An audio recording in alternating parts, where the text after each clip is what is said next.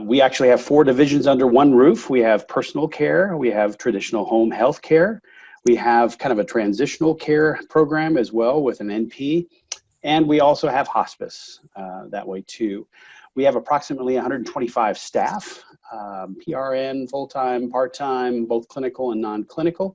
Wow. I have 5 direct reports that are responsible for acquiring referrals from the community in the business development aspect of the game that way, including 4 hospital systems, ILFs, memory cares, independent livings, residential homes, all servicing an area of 9,300 square miles, which is about the size of Rhode Island, Connecticut, and Delaware combined. What's the best thing about serving adults, senior adults? I believe my why is really about protecting.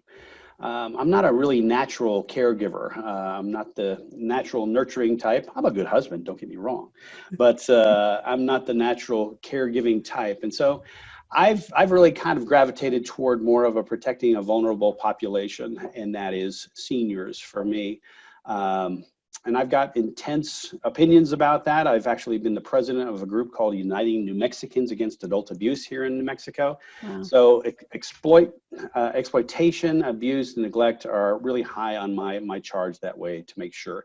And preventive measures, frankly, to keep them safe at home is really appropriate for us to do and guard as we care for the senior care population.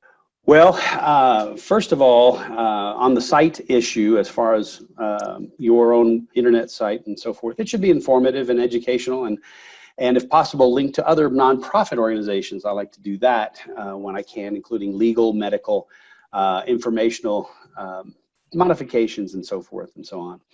As for the confusing part of that question, I'm not sure why it's confusing. It's always changing. I had an old pastor friend of mine say once, the only people that like change are wet babies. And that may be true for senior adults as well, but it's going to be ever changing what we do. We've obviously been through some massive changes expedited over the last few months, but the creative juices and the innovative things that are happening right now are really positively mind-blowing, and that's what's exciting about it.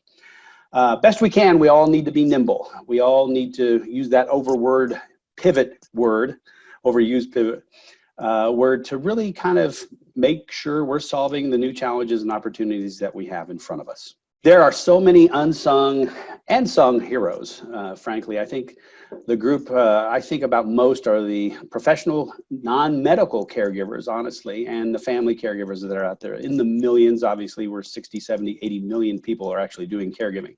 I think without them, homes would be less safe, people would go without food, cleanliness and medication reminders, and we'd have a bigger mess than we do have right now in terms of unnecessary hospitalizations. In terms of people that I've worked with, I think of my friend Karen Cooper, who I texted yesterday, lost her nephew. Really sad thing at age 32, but she's a licensed insurance agent and Medicare, or Medcare is what it is. But she just selflessly gives her time that way to her own family members. I think of Ron Hidalgo, friend of mine who is the executive director of a place called Silver Horizons, New Mexico, which feeds about 3,000 seniors every month with about 20 mobile food pantries that way too. I think of Duffy Swan, an older mentor friend of mine who started a place called the Grief Resource Center here in New Mexico, just so people do have a place to go in a massive situation like we're experiencing right now of loss. Whether it's death or divorce or that sort of thing, it's a great thing that he's done. I think of a friend named Mary Martinez, who is the owner of Home Instead Senior Care here in town. She's been an advocate for seniors for really 30 years since she graduated from New Mexico State University in Las Cruces. But she's just you gravitate toward people that you really know are in it for the right reasons in senior care, and she certainly is. that way, safeguarding seniors along the way. I think of another Mary, Mary Shortell, who runs a nonprofit apartment complex with AHEPA. If you've never heard of that, that's the American Hellenic Educational Progressive Association. And it's been around since 1922, and they're in different states and so forth. But she runs this place for underserved seniors that way. Does a great job. The apartments are clean. It's a dignified way of living, even though they're subsidized by AHEPA itself. And I could go on and on with people that I know here and around the country that are really gifted in senior care, and they've all left their own thumbprints and using their lives to better the lives of the seniors around us. I think we need to continually ask if we're in the industry to make a difference. I think passions wane and burnout happens, but our real circumstances are always changing. It's like the touch-free thermometers that we have out there. We always have to kind of take our temperature and see, how we're feeling. Do we still resonate? Do we still vibrate? And it's not the coffee. In terms of taking care of the senior population. It's such a vulnerable one, but we have to have a sense of calling to really make a difference that way.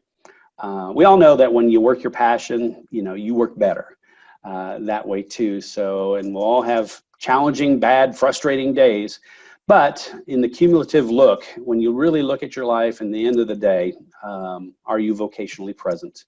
And if not, explore what makes you vocationally present and make a difference that way.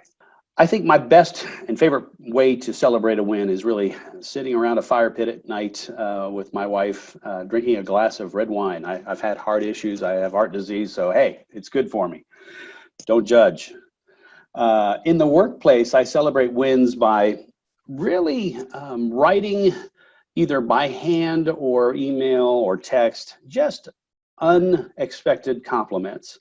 I think those are really, really powerful to folks. I think the best kind of note is simple but specific, and it's just totally unexpected. And I really love to do that and love to see people just kind of light up and be encouraged by that. One of my favorite quotes on compliments is by a faith-based writer named Robin Kramer. And she says, unexpressed gratitude is like winking at somebody in the dark. You know how you feel about them, but they don't. And I think that's just a great way of just kind of encapsulating why it's important to encourage everybody right now, especially right now during these kind of tough times.